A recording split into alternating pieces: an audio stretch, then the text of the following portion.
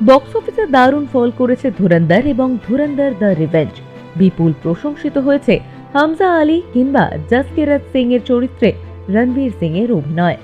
Cinema বিশেষজ্ঞদের একাংশ এই ছবিকে আবার রাজনৈতিক প্রোপাগান্ডা বলেও দাগিয়েছেন, যদিও তা নিয়ে প্রচারের সময় বহুবার মন্তব্য রেখেছেন পরিচালক আদিত্য ধর।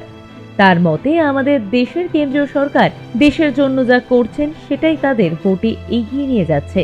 তাদের জেতানোর জন্য আমাদের ছবি তৈরি করার কোনো প্রয়োজন হবে না।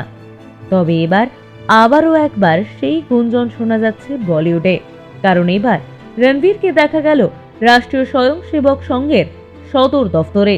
আরএসএস এর প্রধান মোহন ভাগবতের সঙ্গে করলেন ঘণ্টা দেড়েক বৈঠক। তবে কি এবার রাজনৈতিক ময়দানে পা রাখবেন রণবীর সিং?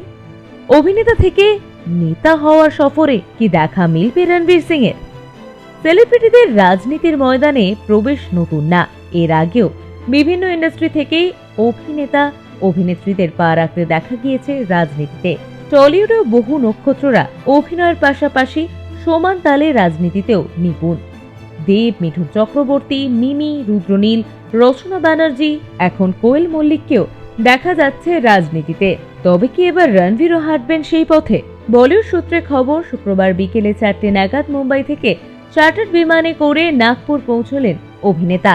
এরপর বিমানবন্দর থেকে সোজা রেশিমবাগে অবস্থিত হেডগেওয়ার স্মৃতি মন্দির, সেখানে শ্রদ্ধা যাপন করার পর বেশ কিছুক্ষণ সময় কাটালেন। এরপরেই মোহন ভগতের সঙ্গে বৈঠক করলেন রণবীর সিং। সেখানেই প্রায় 1.5 ঘন্টার বেশি সময় কাটালেন। পরে রাত 8টা নাগাদ ফিরে আসলেন মুম্বাই।